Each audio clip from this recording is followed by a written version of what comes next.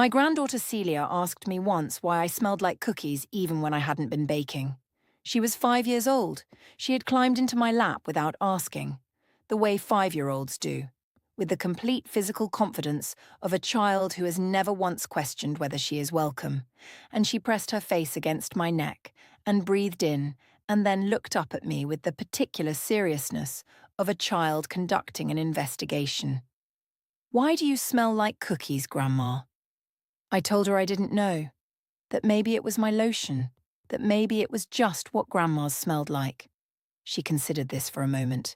Then she said, "I think it's because you're made of the good stuff." I have thought about that sentence every day for the past 3 years. Well, not because it is the kind of thing a grandmother writes in a journal and reads at Christmas, though I did write it down and I have read it more times than I can count. I have thought about it because of what happened after, because of what my son Marcus did with those children. Not to them. He loves his children. I have never doubted that. But with them. The way he picked them up and held them between himself and the consequences of what he had done, the way he used my love for Celia and her brother James as the instrument of my silence. "You will never see them again." That is what he said to me, his mother, in the kitchen of the house where I raised him. He said it quietly. That is the part that has stayed with me. Not the words which were devastating enough, but the quietness of them. He did not shout. He did not lose control. He said it the way you say something you have prepared, the way you say something you have been saving for the moment when you need it most. You will never see them again. And then he waited to see what I would do.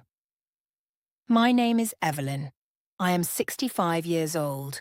I live in Wilmington, North Carolina, 3 miles from the house where Marcus lives, with his wife Tanya and my 2 grandchildren, Celia, who is now 8, and James, who is 6, and who still, when I pick them up for our Tuesday afternoons, press their faces against my neck and breathe in. I did not choose silence. I want you to understand that before anything else. Before the bank statements and the attorney and the years of careful, patient, grinding legal work. Before all of it. I need you to understand that when my son held my grandchildren over my head like a threat, I did not fold. I did not fold. But I want to be honest about what it cost me not to, because that is the part nobody talks about. Not the legal fight. The legal fight has a shape. It has a beginning and a process and an outcome, and I am going to tell you all of it. But before the legal fight, there is the moment when the person you love most in the world, after your grandchildren, looks at you and uses your love for them as a weapon, and you have to decide, in that moment, who you are going to be. I decided. And I have been living with that decision every day since. Before we go any further, tell me where you are watching from. City, state, country, what time it is where you sit.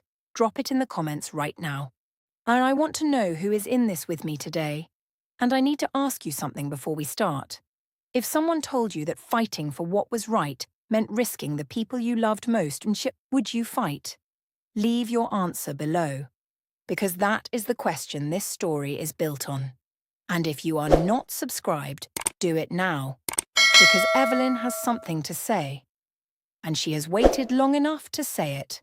Let me tell you who I was before Marcus made that threat. Because I think it matters. Because the woman sitting in that kitchen hearing those words was not a naive woman, or an inattentive one, or a woman who had failed to pay attention to the people around her. She was a woman who had spent 65 years building a life with considerable care, and who had, in one ordinary moment of maternal love, had made a decision that her son had been slowly, quietly, methodically exploiting for 3 years. I want you to understand the difference between those two things. Being deceived is not the same as being foolish. I was a court reporter for 31 years. I want you to sit with that for a moment in the context of what comes later, because the particular irony of a court reporter being financially deceived by her own son is not lost on me, and I am not going to pretend it is. I spent 31 years in courtrooms. I transcribed testimony. I sat 6 feet from witnesses under oath and recorded every word they said, including the words they said when they were lying.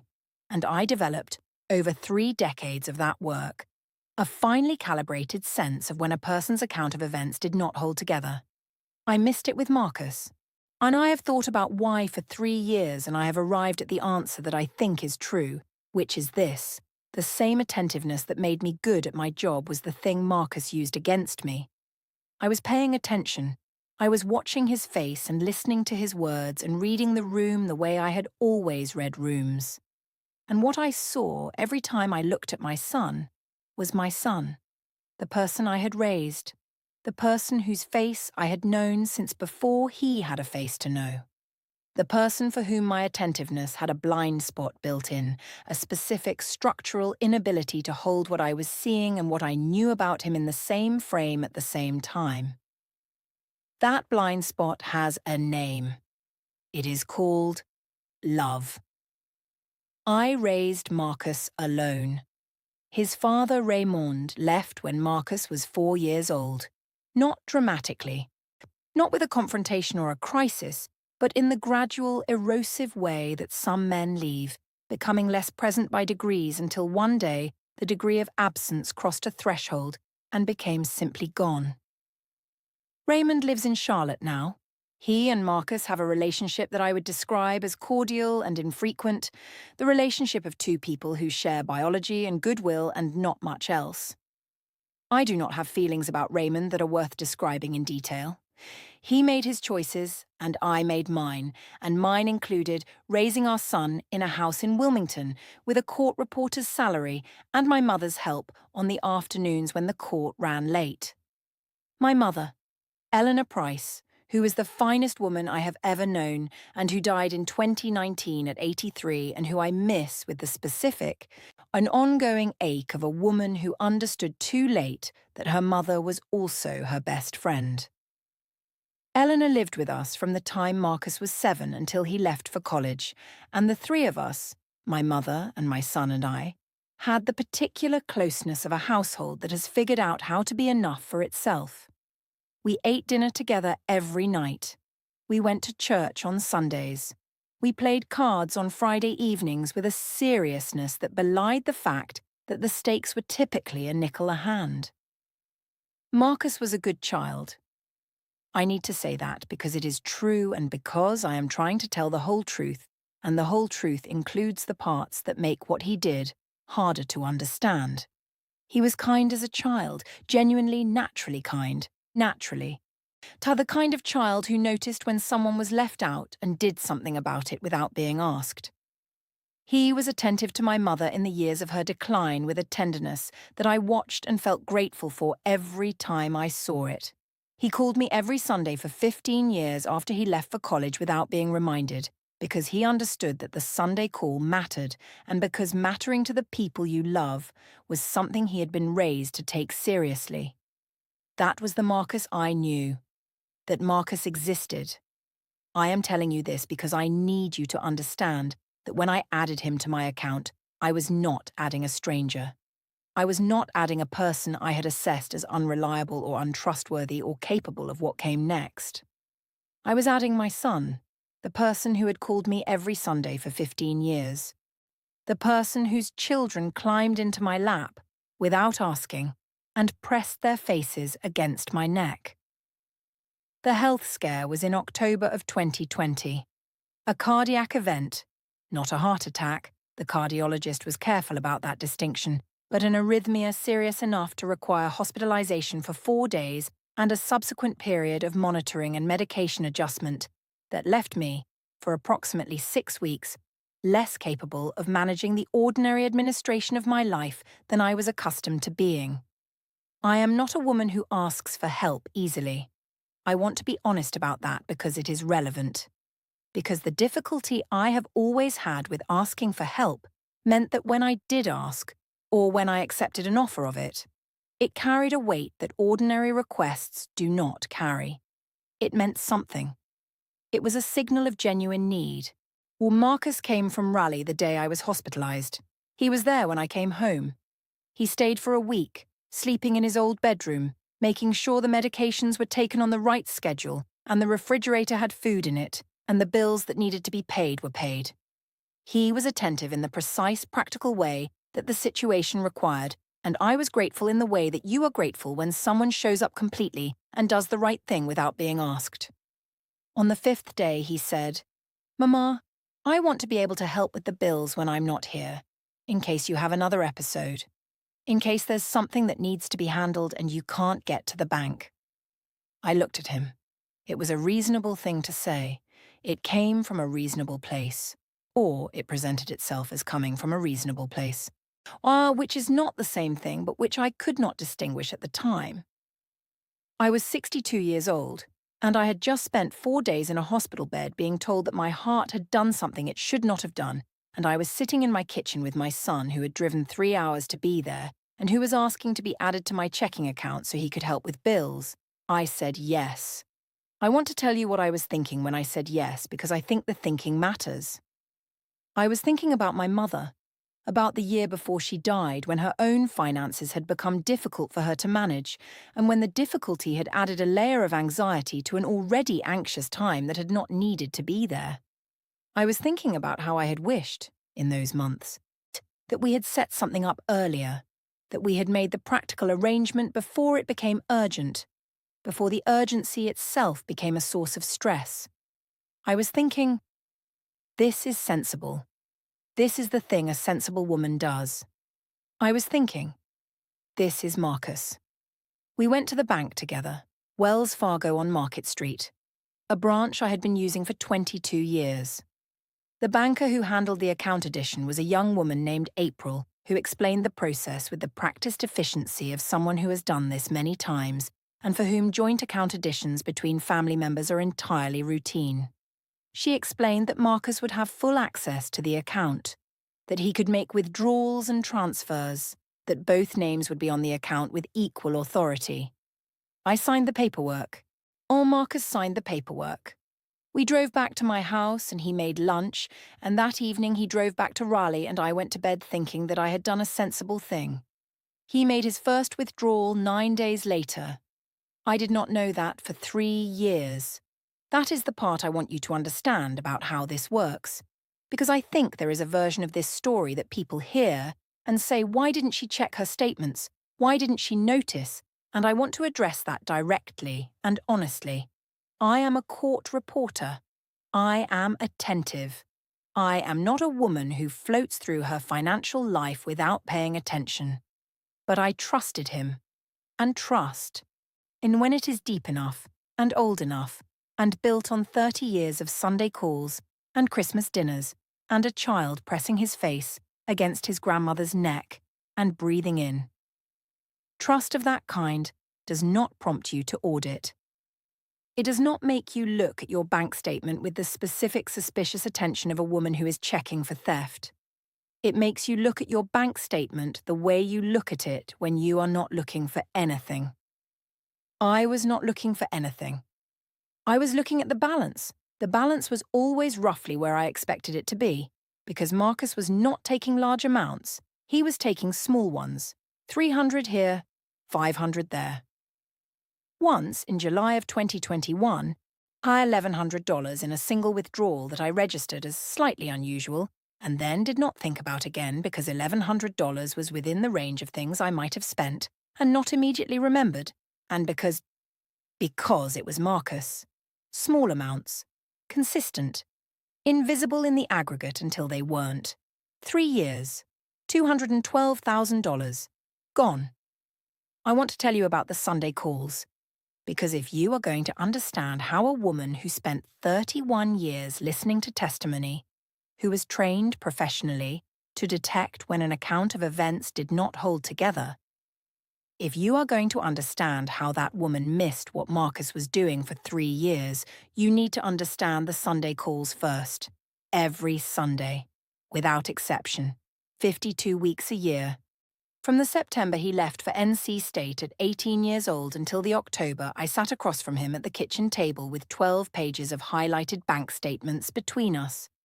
That is 47 years of Sundays. Not every call was long. Some were 10 minutes, a quick check-in. How are you? How's the week been? I love you, Mama. I'll talk to you next week. Some were an hour. The length varied with the season of his life. Shorter in the years when the children were small and the weekends were full, longer in the quieter stretches, longer always after Daddy passed. His father, Raymond, had died in 2018. Heart attack, same as my cardiac event 2 years later, which I have thought about in the context of what Marcus did, and which I am going to set aside because I do not want to construct an explanation for his choices that lets him off the hook. People lose parents. People grieve. People do not typically respond to grief by taking $212,000 from the surviving parent. But after Raymond died, the Sunday calls got longer. Marcus called and we talked the way two people talk when they are both in the process of rearranging their understanding of a family that has changed shape. He talked about his father, about what it was like to be the only child now, in the specific sense of there being no other parent to call, no other person who held the same history he held. And he talked about mortality in the way that men in their early 40s talk about it when it arrives for the first time in their own house, with a kind of careful, tentative honesty that felt every Sunday like a gift. I loved those calls. I want to say that plainly because I think it is important. Not, I appreciated them. Not, they were nice. I loved them.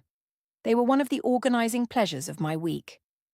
Saturday I worked in the garden or visited friends or did whatever the weekend required, and Sunday morning I made coffee, and I sat in the chair by the window, and I waited for my phone to ring, and when it rang I answered, and there was Marcus.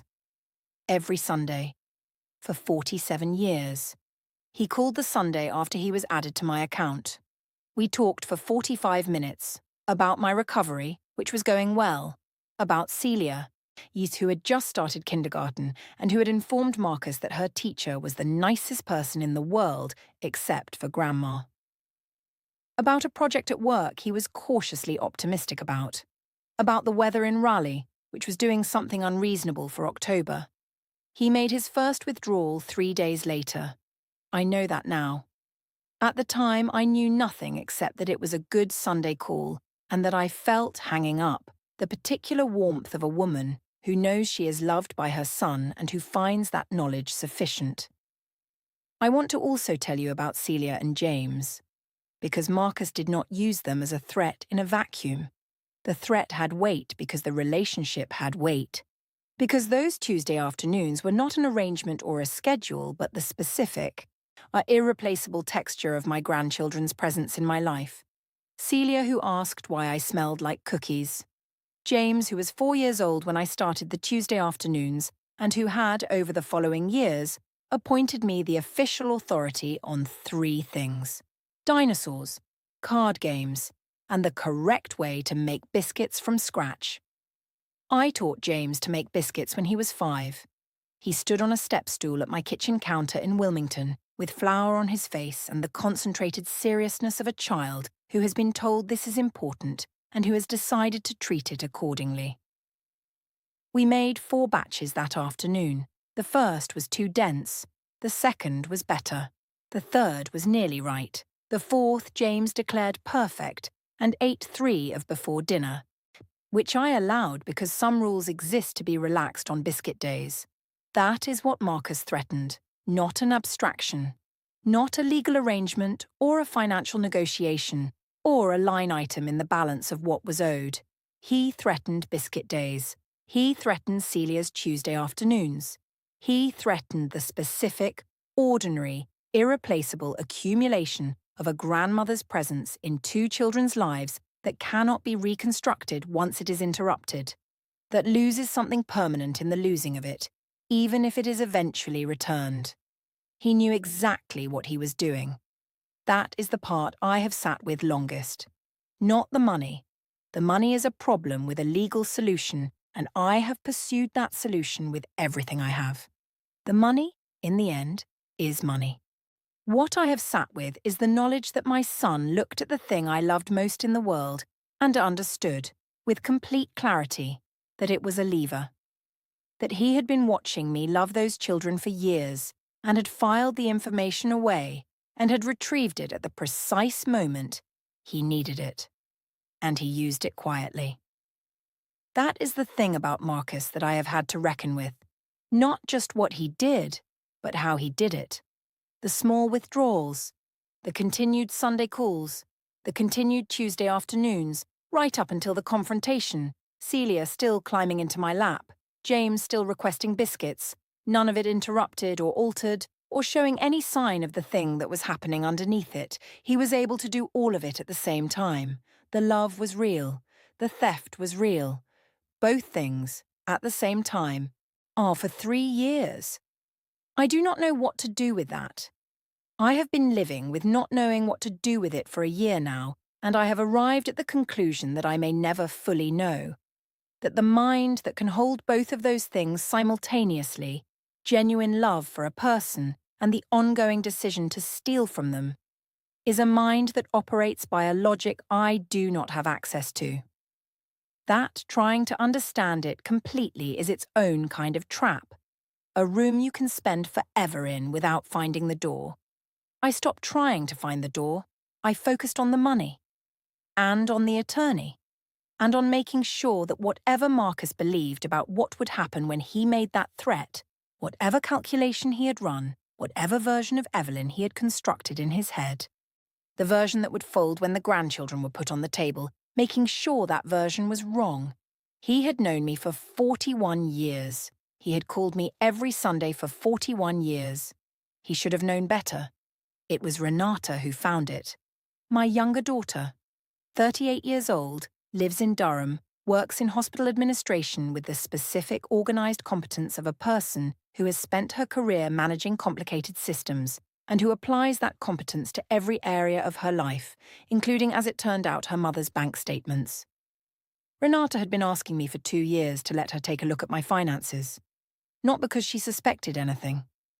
I want to be clear about that. This was not Renata operating on intuition or on some sibling knowledge of Marcus that had made her watchful. This was Renata being Renata. She had read something about elder financial vulnerability in a professional journal, the kind of reading she did routinely as part of staying current in her field, and she had come to me with the specific practical concern of a daughter who loves her mother and who had recently turned the professional part of her brain toward the question of what her mother's retirement looked like. I had put her off, not because I had anything to hide, because I found the conversation uncomfortable in the way that conversations about money and aging are uncomfortable when you are 65 and not yet ready to think of yourself as the kind of person who needs her daughter to check her bank statements. I was not ready. And then, in March of last year, I had a smaller cardiac episode.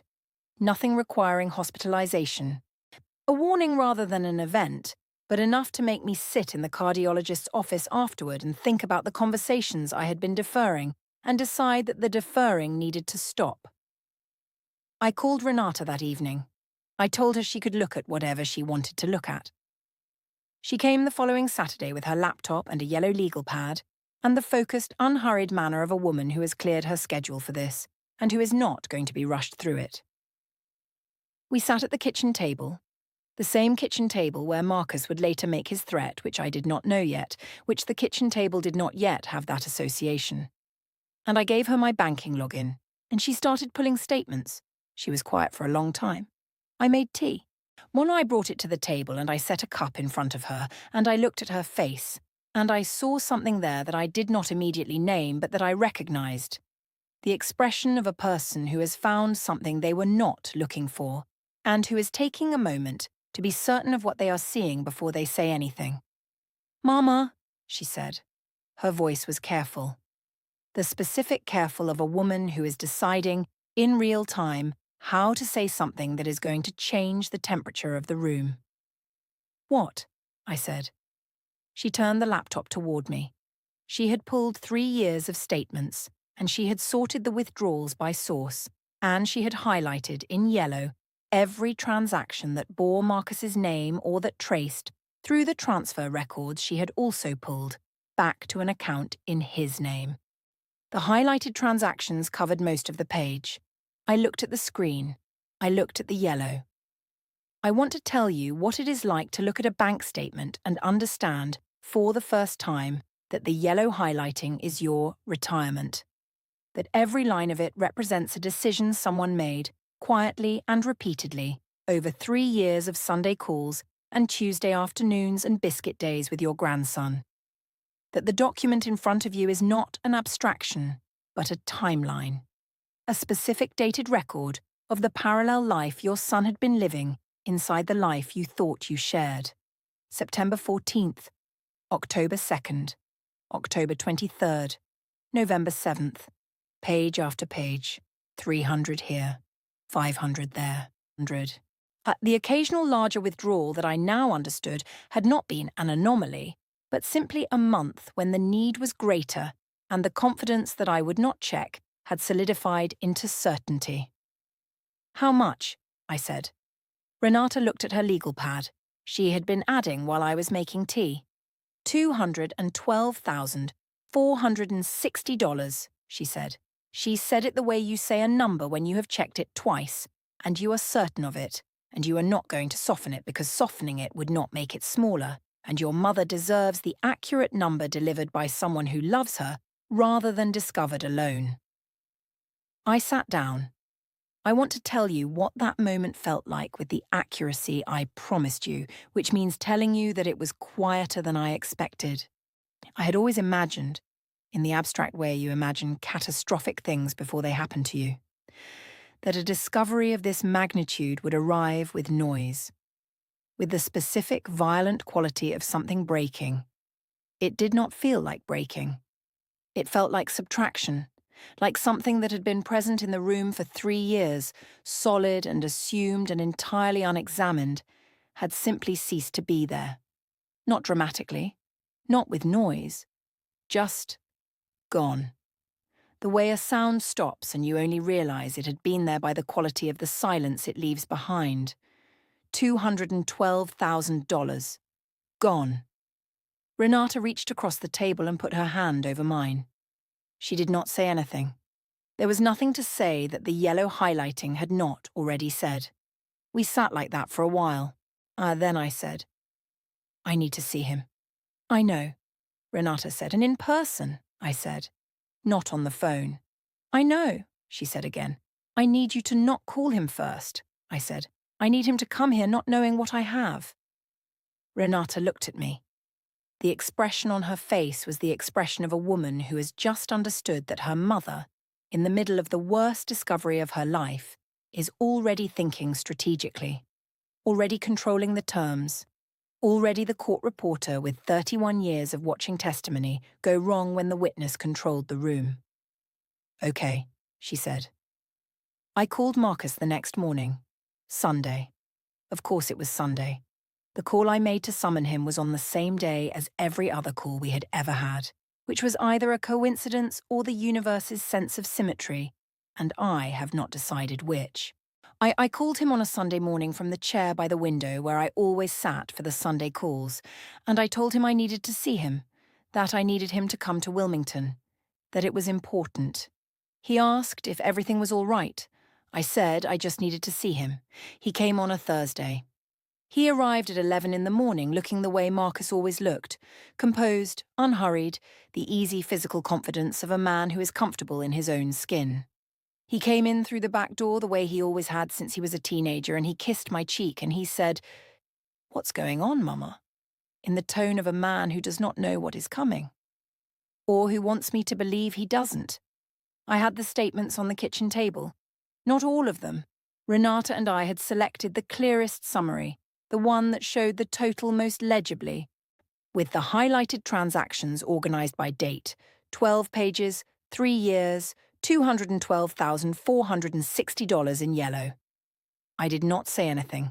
I gestured to the table. He looked at the papers. He sat down. I want to tell you that he denied it, that he constructed an explanation so elaborate I could point to it and say, "There, that is the lie. That is the moment I knew completely." But he did not deny it. He sat down and he looked at the highlighted pages and he was quiet for a long moment. And then he looked up at me and he said, I was going to pay it back. 6 words.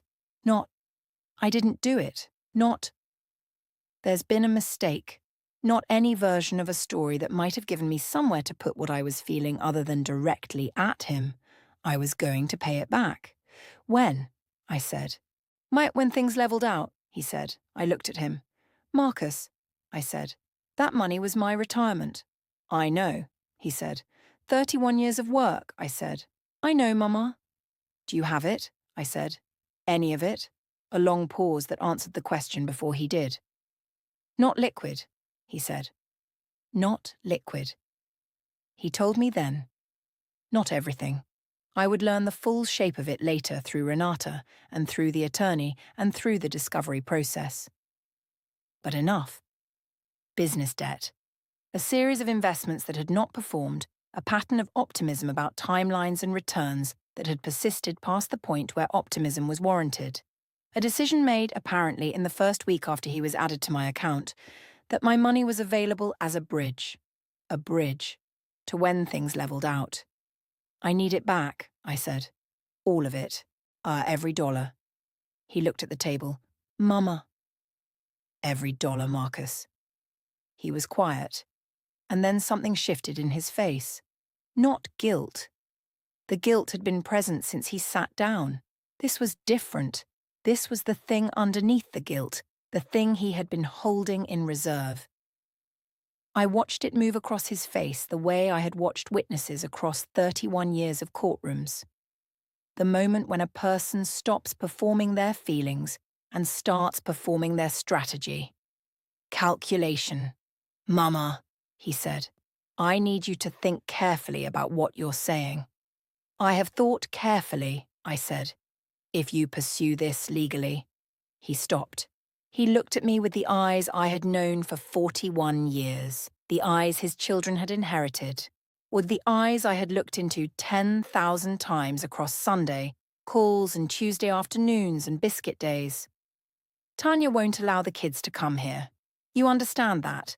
If this becomes a legal matter, a conflict, the kids won't be coming for Tuesday afternoons anymore. The kitchen was very quiet. I could hear the refrigerator. I could hear a car passing on the street outside. I looked at my son. He had said it quietly. That is the part that has stayed with me. Not the words, which were devastating enough on their own, but the quietness of them. The composure. He was not shouting. He was not losing control. He said it the way you say something you prepared. The way you say something you have been saving for the moment when you need it most. Is something you retrieved from storage and carried to this table and set down in front of your mother like a card. You will never see them again. He did not say those exact words.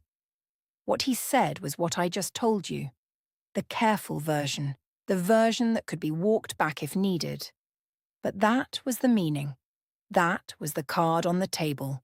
You will never see them again. I sat with it. I let it be as large as it was. I thought about Celia asking why I smelled like cookies. I thought about James on his step stool with flour on his face declaring the 4th batch perfect. I thought about every Tuesday afternoon for 3 years, every pick-up and drop-off and homework session and ordinary, unremarkable hour of being present in those children's lives that adds up over time, all to something that cannot be quantified or replaced or reconstructed once it is gone. I thought about all of it. And then I said, Marcus, I need you to leave my house. He looked at me. Mama, please, I said, now. He left through the back door. The same door he had been coming through since he was a teenager. I sat at the kitchen table for a long time after it closed. Then I picked up my phone and I called Renata. He didn't deny it, I said. A pause. And, she said, he threatened to keep the grandchildren from me if I pursue it legally. The silence that followed was the silence of a woman who loves her mother and who has just moved, in the space of a single sentence, From concern to something considerably colder and more determined. "Mama," Renata said. "I know," I said. "What are you going to do?" I looked at the kitchen table, at the 12 pages still spread across it. At $212,460 in yellow. I thought about Celia. "I think it's because you're made of the good stuff. I'm going to need a very good attorney," I said. "I'll start calling today," said Renata. Renata called 4 people that afternoon. Not attorneys. People who knew attorneys. This is a distinction I have come to understand matters enormously. The attorneys you find through a general search, through a website with professional photographs, and a list of practice areas. Those attorneys exist, and some of them are excellent, and some of them are not, and you have no reliable way to tell the difference from a website. The attorneys you find through people who have needed them. Those attorneys come with a track record, with the specific personal testimony of someone who sat across from them in a difficult moment and can tell you, from experience, whether they are worth your time and your trust. Renata worked in hospital administration. In her professional life, she had navigated insurance disputes and estate complications, and the particular legal tangles that arise when medical situations intersect with family situations and money, and the question of who has the right to make decisions on whose behalf. She knew people. She had over 15 years of that work, accumulated a network of professionals across every relevant category, and she had learned to use that network with the same organized efficiency she brought to everything else. On the 4th call was the one. A woman named Sandra Price, no relation to my mother Eleanor, though I noted the shared name and took it as a sign in the way that grieving, frightened people take things as signs, a civil litigation attorney in Raleigh who had been practicing for 28 years and whose name Renata's colleague offered with the specific, unambiguous confidence of someone who has used her personally and is not hedging. "She's who you want," Renata's colleague said. "She doesn't perform. She wins." Sandra Price. She could see us Monday. We drove to Raleigh together, Renata and I, on a Monday morning that was cold and clear in the specific way of a November morning in North Carolina that has decided to be honest about what season it is. Renata drove. I sat in the passenger seat with the folder on my lap. The 12 pages. Of the highlighted statements, the additional documentation Renata had pulled in the days since Thursday, and the police report I had filed on Friday. I want to tell you about the police report, because I think it is important, and because it is the decision I made in the 72 hours between Marcus leaving through the back door and the drive to Raleigh that I am most certain was correct. I filed a report, not because I expected the police to arrest my son. I understood enough about how these things work to know that financial crimes within families, particularly crimes involving joint accounts where both parties have legal access, are complicated for law enforcement to act on quickly. I filed it because I am a court reporter, because I understand that documentation is the foundation of everything that comes after. Because a police report filed on a Friday is a document with a date on it, and dates matter, and the date on that report was going to matter later. Renata had agreed without hesitation. Sandra Price's office was on the 14th floor of a building in downtown Raleigh with the specific purposeful quality of a space that belongs to someone who has earned the view and does not feel the need to call attention to it. Clean lines, good light. A waiting room with 2 chairs and no magazines, which I took as a sign that Sandra Price's clients did not typically wait long. We did not wait long. She was 56 years old with close-cropped natural hair and reading glasses on a chain, and the specific, a grounded authority of a woman who has been doing serious work for a long time and who has stopped performing seriousness because the thing itself is sufficient. She shook our hands. She sat. She looked at us across a desk that had exactly the documents on it that she needed and nothing else. "Tell me," she said. I told her. All of it. The cardiac event in October of 2020, the joint account addition, the 3 years of small withdrawals, Renata's discovery, the kitchen table on Thursday, Marcus's 6 words, the threat. Sandra listened without moving. When I finished, she looked at Renata. "You pulled the full statement history?" she said. 3 years, Renata said. "Sorted by source, cross-referenced with his known accounts. I also pulled his business registration records." Sandra looked at her for a moment. "What do you do?" she said. Hospital administration," Renata said. Sandra nodded once with the expression of a person who has just understood something useful. She looked at the folder I had brought. "May I?" she said. I slid it across the desk. She read in the way that the best attorneys read. Not skimming, not performing thoroughness, but actually reading with the focused attention of a person building a structure in her mind from the documents in front of her. She paused on the bank statements. She paused longer on the business registration records Renata had pulled. She looked up. "Mrs. Harris," she said, "I want to tell you what I'm looking at." "Please," I said. "Your son had legal access to the account," she said. "That is the starting point, and it is the thing that makes this more complicated than a straightforward theft. He was added with your knowledge and consent, and the bank gave him full access.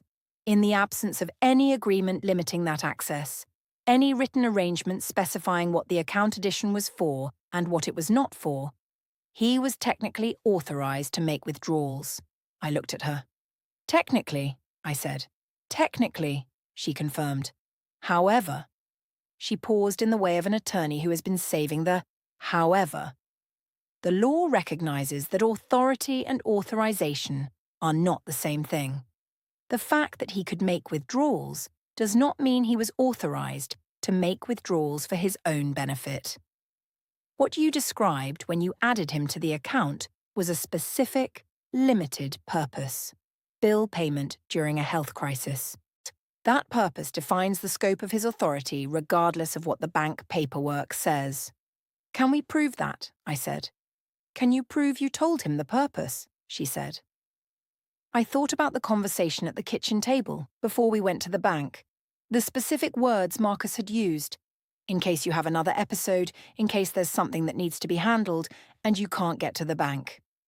The framing of the request. The framing of my consent. "I can describe the conversation in detail," I said. "I cannot produce a recording of it." Sandra nodded. "We will work with what we have," she said. "The purpose can be established circumstantially, through the pattern of your own withdrawals before he was added, through the nature of the transactions he made compared to the transactions you made, and through his own statement to you that he was going to pay it back." She paused. "That statement is significant, Mrs. Harris. It is an admission. It tells us he understood the money was not his to keep. I was going to pay it back. 6 words that I had heard as a failure of accountability had just become, in Sandra Price's office on a Monday morning, the most important evidence in the case. "What are our options?" Renata said. Sandra looked at her notes. "Breach of fiduciary duty," she said. "When someone is given access to your finances for a specific purpose, they assume a duty to act in your interest, not their own. He breached that duty systematically over 3 years. That is a civil claim." She paused. "There is also the question of criminal referral. Elder financial abuse is a specific category of criminal offence in North Carolina. Given your mother's age at the time the conduct began, the nature of the relationship, and the amount involved, this meets the threshold." Criminal referral. The words sat in the room for a moment. "What does a criminal referral mean practically?" I said.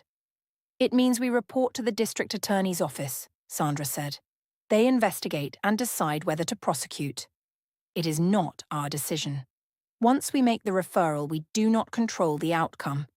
But the referral itself, and the investigation it triggers, creates a different kind of pressure than a civil suit alone." I thought about Marcus, about the Sunday calls, about James and the biscuits, about the threat made quietly across the kitchen table. "What about the grandchildren?" I said. Sandra looked at me.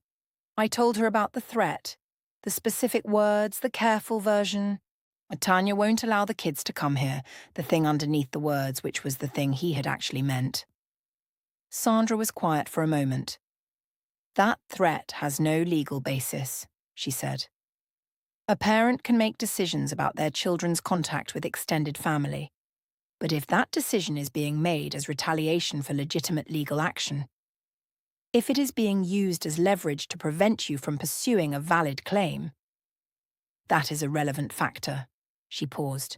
Document every instance of contact with those grandchildren that you have had.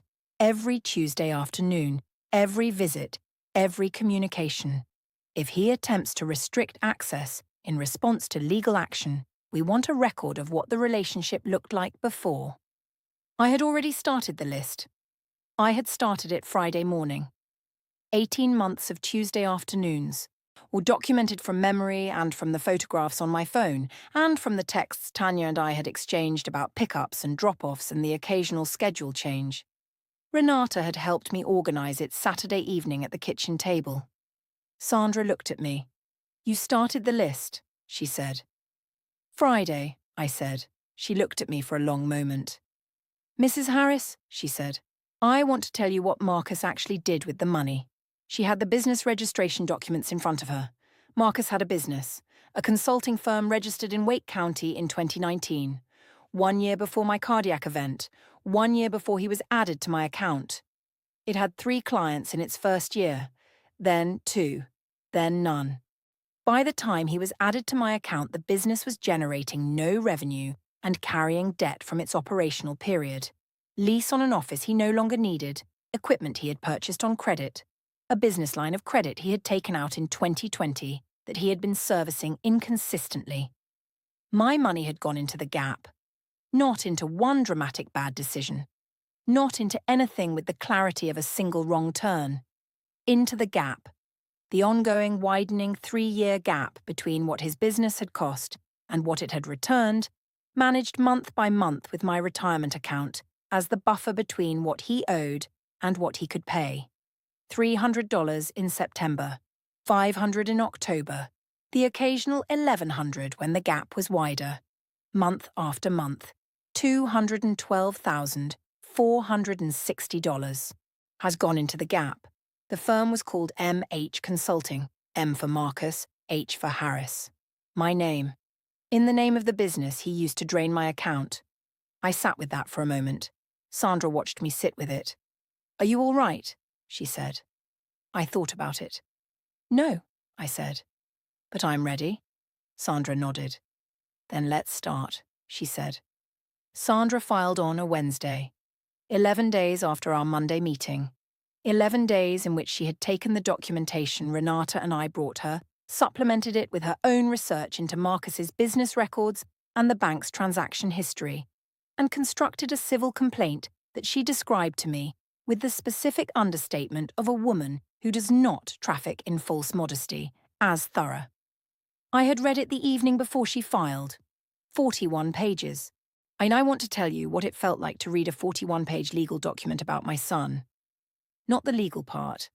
The legal language is what it is, precise and formal and deliberately stripped of the emotional texture that the underlying facts actually contained.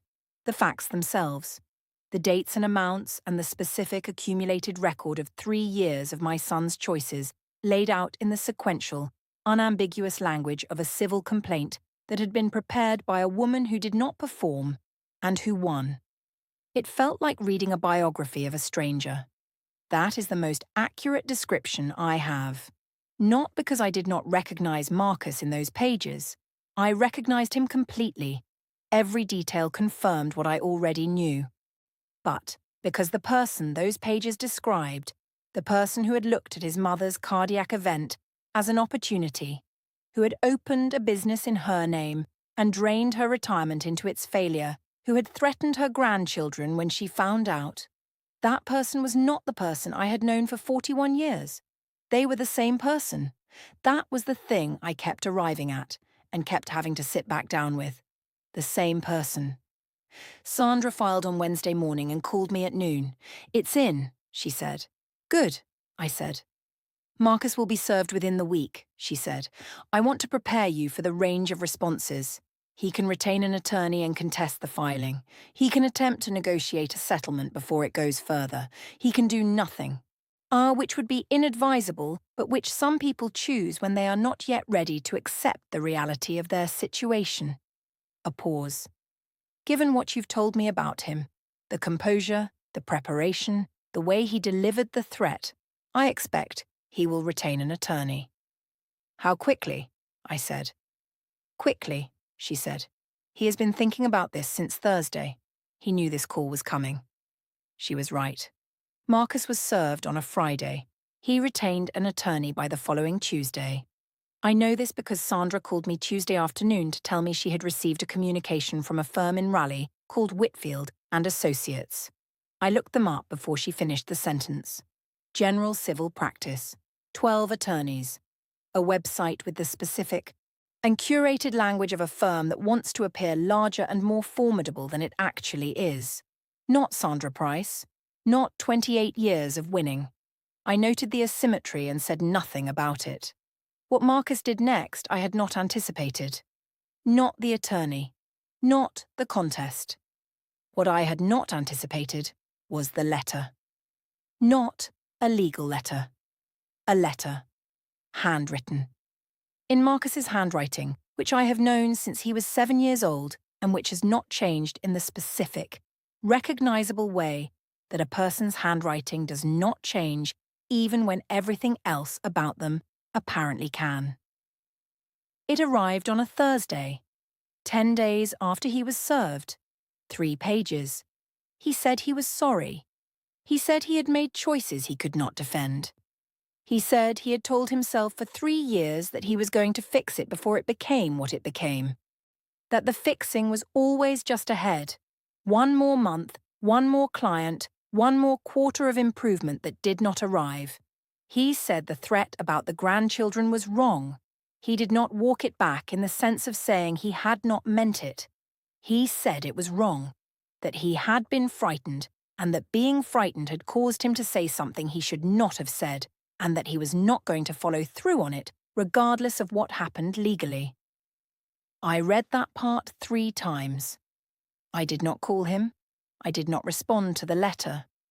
I gave it to Sandra, who read it and made a note and said, "This is useful," in the tone of a woman filing it in the correct category, which was evidence rather than reconciliation.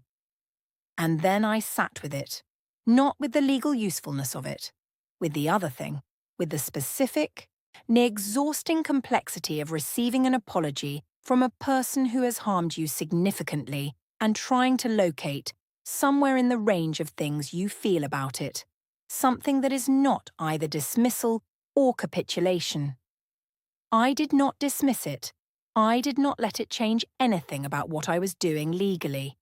Both of those things were true at the same time, and I have decided that both things being true at the same time is not a contradiction, but simply what it looks like to love someone and hold them accountable simultaneously.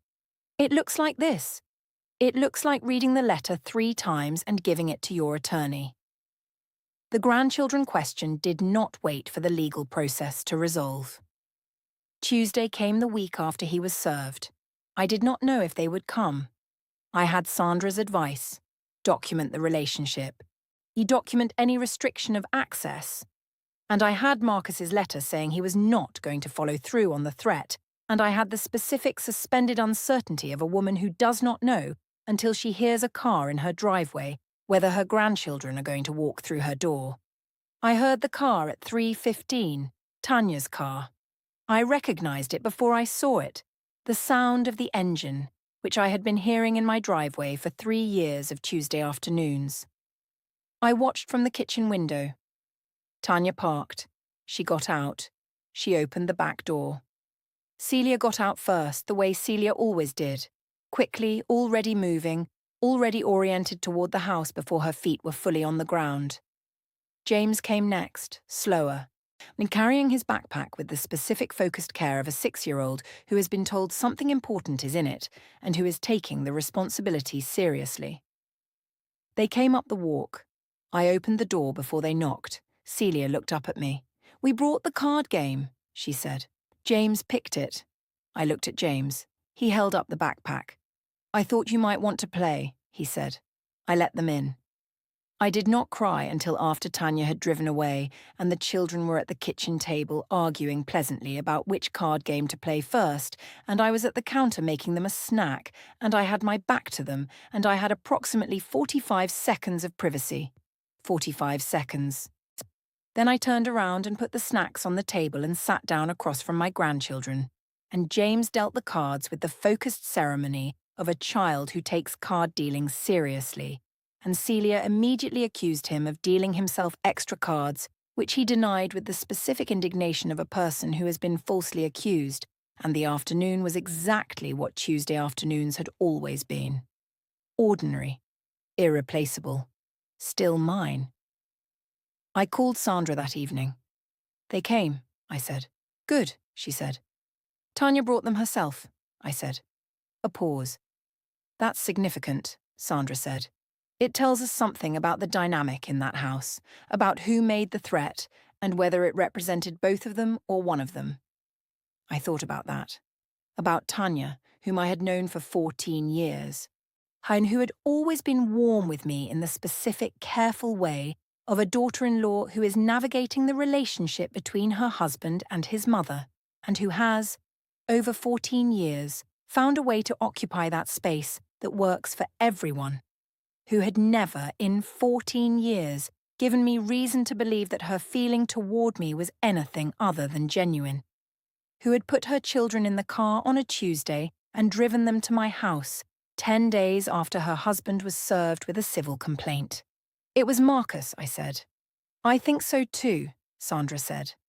I sat with that, with the specific, complicated grief of understanding that the threat had come from my son and not from the family that surrounded him.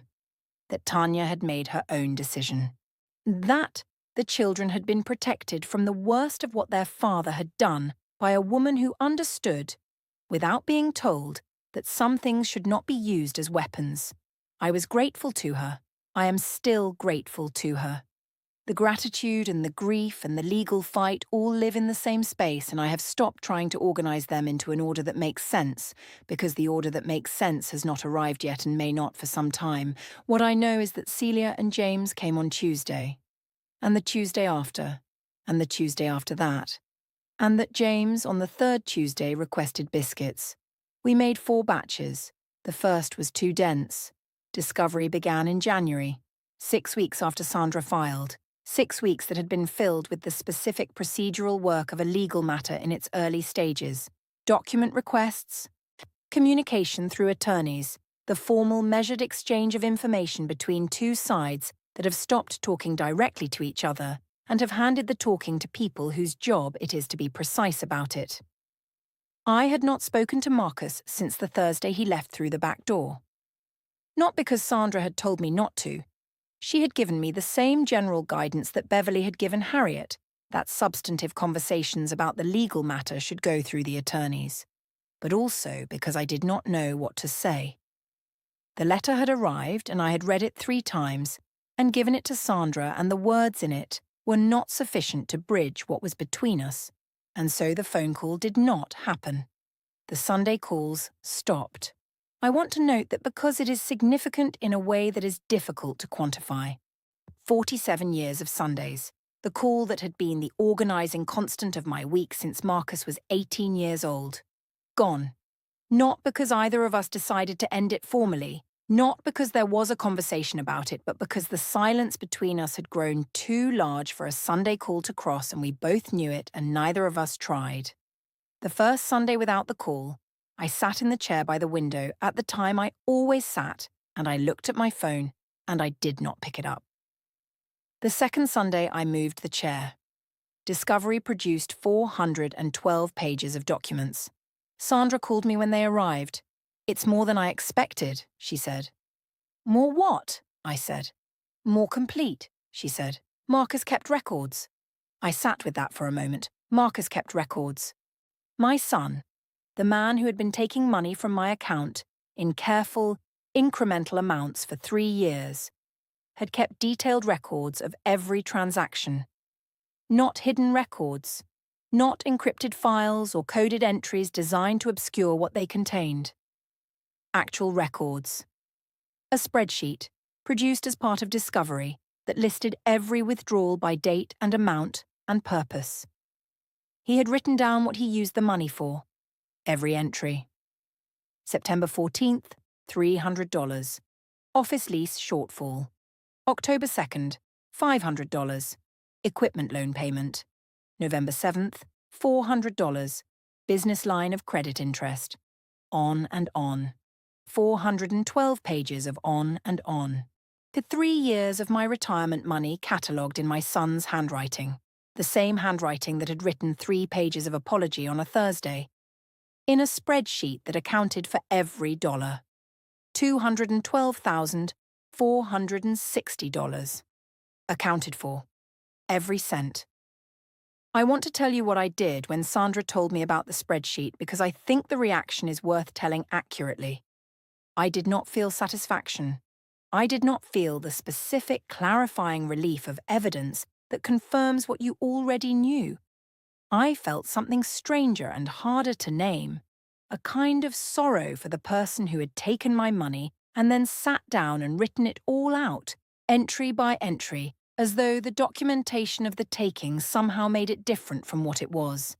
He knew it was wrong. He knew it from the first entry. He wrote it all down anyway. Sandra found 3 things in the Discovery documents that she had not expected. The first was a series of emails between Marcus and his business partner, a man named Gerald Fitch, whom I had met twice at family gatherings and whom I had found pleasant and unremarkable. That established the timeline of MH Consulting's collapse with considerable precision. The business had effectively failed by March of 2021. Not struggling. Failed. No clients, no revenue, no realistic prospect of either. Marcus had known this in March of 2021. He had been added to my account in October of 2020. He had kept taking money for 2 more years after the business was gone, not to save the business, to service the debt the business had left behind. The business was gone, and the debt remained, and my retirement account was the instrument he had chosen to manage the distance between them. Sandra explained this to me on a Tuesday afternoon in February, sitting across from me in her office, with the Discovery documents organised in the specific efficient way of a woman who has read 412 pages and knows exactly which ones matter. He wasn't trying to save something, she said. By the time the taking became significant, he was managing a collapse, paying creditors, keeping the debt from surfacing in ways that would have been visible to you or to Tanya. Tanya didn't know, I said. Sandra looked at me. Based on what we have, she said carefully, or it does not appear that Tanya had full knowledge of the business's situation or the source of the money being used to service its debts. I thought about Tanya putting the children in the car on a Tuesday. She didn't know, I said. Sandra moved to the second thing. The second thing was a life insurance policy. Marcus had borrowed against it. Not the full value. A portion of it, available under the policy's terms as a loan against the cash value that had accumulated. $14,000. Borrowed in November of 2022, listed in his spreadsheet as policy loan, personal bridge, personal bridge. Sandra's assessment was that the policy loan represented Marcus's first attempt to find an alternative to my account, to create distance between what he was doing and the source he was doing it from. That the $14,000 had bought him approximately 2 months before the gap opened again, and he returned to the account. 2 months. And then back to me. The third thing was the one that changed the shape of what came next. Sandra found a second account. Not mine. Not Marcus's known accounts.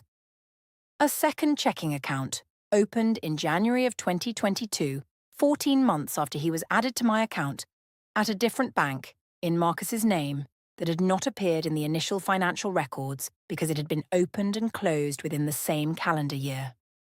Opened in January, closed in December, 11 months. In those 11 months, and $17,000 had moved through that account in a pattern that Sandra described as inconsistent with ordinary personal banking and consistent with the management of funds you do not want visible in your primary account. A second account, hidden, not from me, hidden from the broader picture of his finances, from Tanya, from anyone who might look at his primary bank records and ask questions about where certain money was going. I sat in Sandra's office on that Tuesday afternoon in February, and I looked at the discovery documents, and I thought about Marcus at his desk somewhere. In the home office I had been in many times, the organised, carefully maintained space of a man who took the administration of his life seriously, constructing this, the spreadsheet, the second account, the policy loan as a bridge, the small withdrawals, the composure across 3 years of Sunday calls. He had built an architecture, not a simple theft, not an impulsive bad decision. An architecture, planned, maintained, documented, managed. An architecture designed to be invisible for as long as it needed to be invisible, and that had been. Until Renata sat down at my kitchen table with a yellow legal pad. Exactly that. "Sandra," I said, "the criminal referral." She looked at me. "You want to move forward with it," she said. "Yes," I said. She nodded. "The second account changes the picture," she said. "The spreadsheet establishes knowledge and intent. The second account establishes concealment. Together they make a stronger case for the criminal referral than we had in November." She paused. "I want to be clear about what this means. Once we make the referral, the DA's office controls what happens next. We cannot predict the outcome. We cannot pull it back." "I know," I said. "And Marcus—" "I know," I said again. She looked at me for a moment. "Are you certain?" she said. I thought about the spreadsheet. September 14th, $300. Office lease shortfall. I thought about 47 years of Sunday calls. I thought about James on his step stool with flour on his face and the fourth batch of biscuits and the specific, irreplaceable, ordinary Tuesday afternoons that my son had held over my head like a weapon while simultaneously writing down every dollar he had taken from me in a spreadsheet that accounted for every cent. He documented it himself, I said, every entry. He knew what he was doing from the first one, and he kept doing it, and he wrote it all down. I looked at Sandra. "Yes, I'm certain." Sandra made the referral that afternoon. The DA's office opened an investigation within 2 weeks. I did not tell Marcus. He found out when he was contacted by an investigator.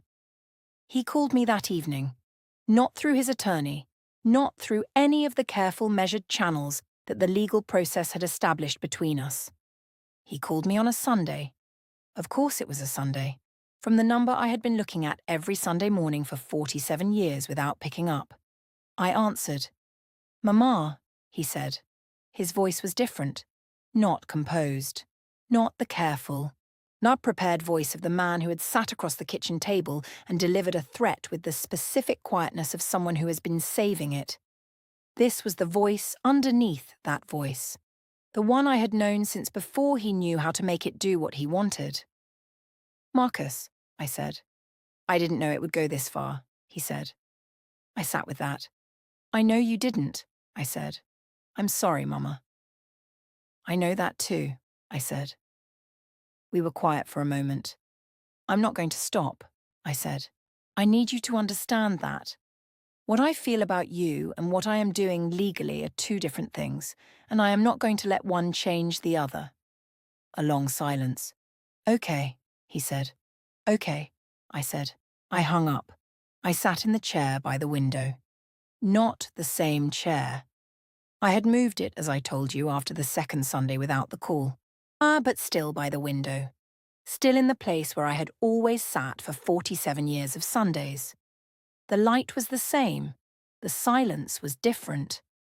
The civil case settled in April, 5 months after Sandra filed. 5 months that had the specific grinding quality of legal time. Not dramatic, not the compressed tension of courtroom scenes, but the slow, procedural accumulation of documents and responses, and counter-responses, and the occasional phone call from Sandra that moved things incrementally forward in ways that were significant legally and that felt, living through them, like watching water carve stone. Slow. And then, in April, done.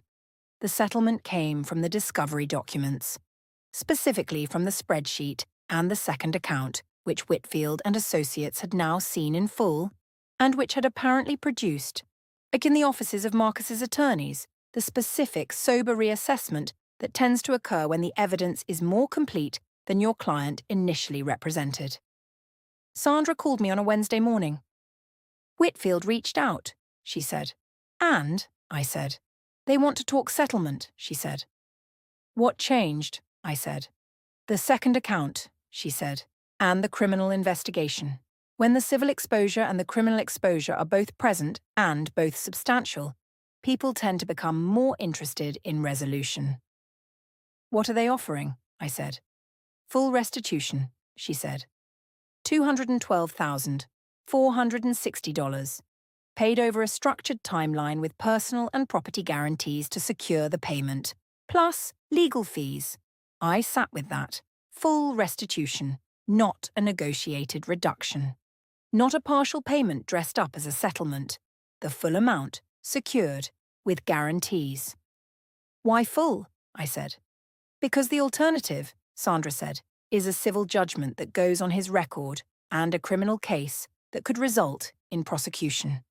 Full restitution, structured carefully, gives him the best available outcome across both tracks." A pause. "And because the spreadsheet, Mrs. Harris, is not a document that helps him in front of a jury. A man who documented his own wrongdoing in that much detail has very limited room to argue that it wasn't intentional." "What is the timeline?" I said. 5 years, Sandra said. Quarterly payments, property guarantee against his home equity, and a personal guarantee from Tanya as co-signer. Tanya as co-signer. "She agreed to that," I said. "She did," Sandra said. I thought about what that meant. About Tanya sitting across from her own attorney, because she had retained her own attorney, separate from Marcus, which Sandra had noted as significant when it happened, and agreeing to co-sign a guarantee that secured her mother-in-law's restitution. About what that decision had cost her, and what it said about the accounting she had done privately, in the space of her own marriage, about what Marcus had done. "Yes," I said. "I'll take the settlement." Sandra drew it up that week. I signed it on a Friday afternoon in her office.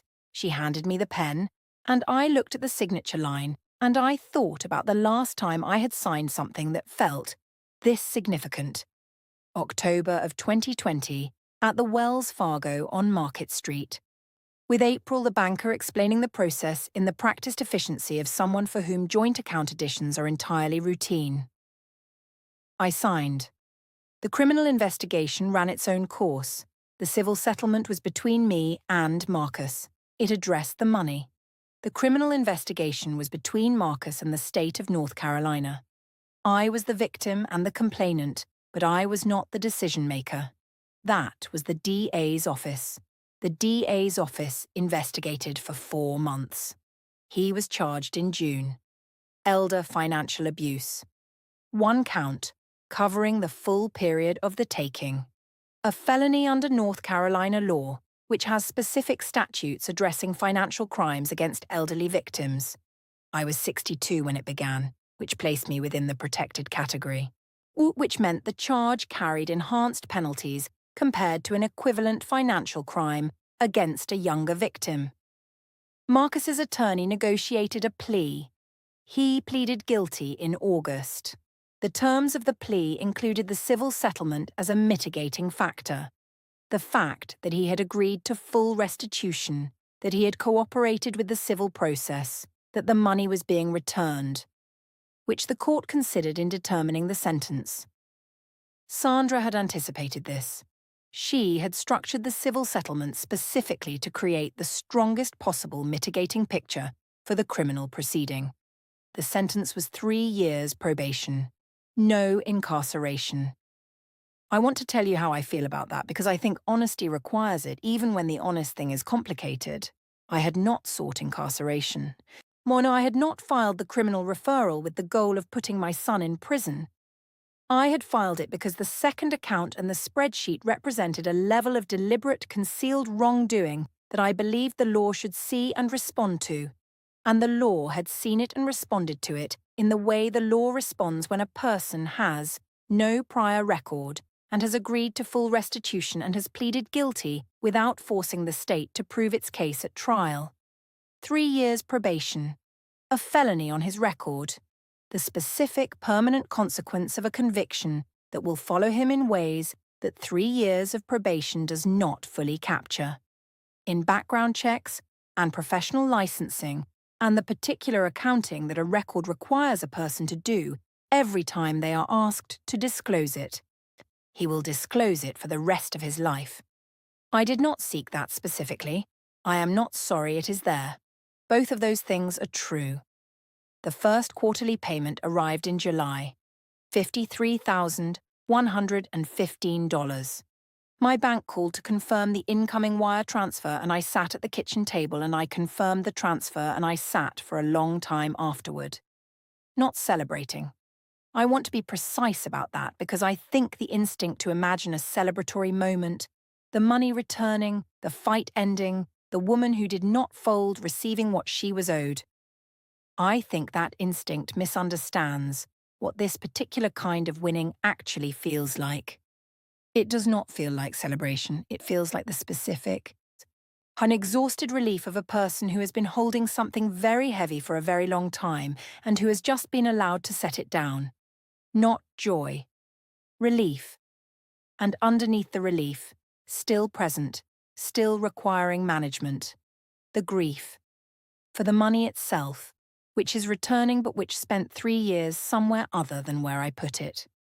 For the relationship, which is not over but which will never be what it was, and both Marcus and I know that now and have stopped pretending otherwise. For the 47 years of Sunday calls, and what they were, and what they also, simultaneously, were. For all of it. Sandra called me the afternoon the first payment arrived. "How are you?" she said. It was the first time she had asked me that in the 5 months I had known her. Not because she did not care, I believe she did, but because Sandra Price was a woman who understood that there is a time for that question and a time for other questions, and that conflating them does not serve her clients well. April had been the time for other questions. July was the time for that one. "Tired," I said. "Yes," she said. "And okay," I said. "Yes," she said again. I thought about something. "Sandra," I said, "can I ask you something that isn't about the case?" "Of course," she said. "Have you done this before?" I said. "A parent and a child. A case like this." A pause. "3 times," she said. "How did they end?" I said. She was quiet for a moment in the way of a woman deciding how much of an honest answer to give. "Differently each time," she said. "The money came back in 2 of them. The relationships..." She paused. "The relationships are more complicated than the money." "Yes," I said. "The money has a number," she said. $212,460. The relationship doesn't have a number." I sat with that. "No," I said. "It doesn't." We said goodbye. I sat at the kitchen table.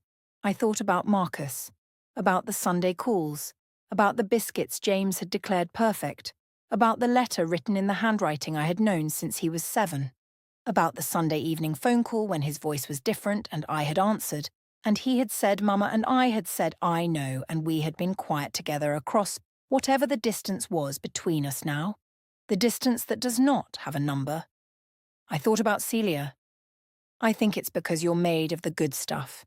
And I thought, yes, I am still here. But the good stuff is still here.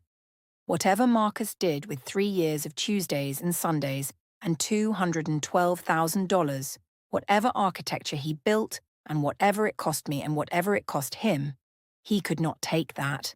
He could not put that in a spreadsheet. He could not withdraw it in careful increments and document it under purpose. Some things do not have a number. The good stuff is one of them. The chair is back by the window. I moved it back in September.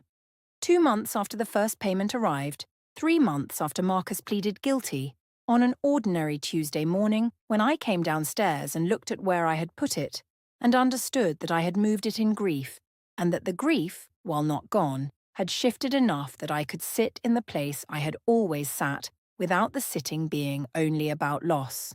Shh, I moved it back. I make my coffee. I sit by the window on Sunday mornings. Marcus does not call. I want to be honest about that because I think the honest ending of this story is not the one where the money comes back and the relationship is restored and everything returns to what it was. That is not what happened. What happened is that the money is coming back, quarterly, in amounts that Sandra secured and that a court has ordered, and that Tanya co-signed, and that will continue for 5 years until $212,460 has been returned to the place it came from. And Marcus and I are in the middle of something that does not yet have a shape. We have spoken 4 times since August. Not Sunday calls, not the organised weekly intimacy of 47 years of Sundays. 4 conversations, carefully undertaken with the specific tentativeness of 2 people who love each other and who have harmed each other. He through what he did, I through the consequences I pursued. And I am not going to pretend the consequences did not cost him, because they did, and I chose them knowing they would. 2 people finding their way back towards something that may not be what it was, and may be something else, and may take longer than either of us has patience for. I do not know what it will be.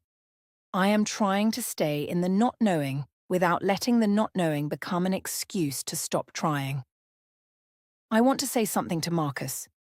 Not what I have already said to him in those 4 conversations, which was necessary and honest and insufficient in the way that words are always insufficient when the thing that happened is large enough.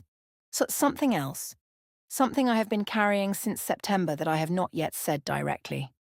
Marcus, you built something I did not know was there.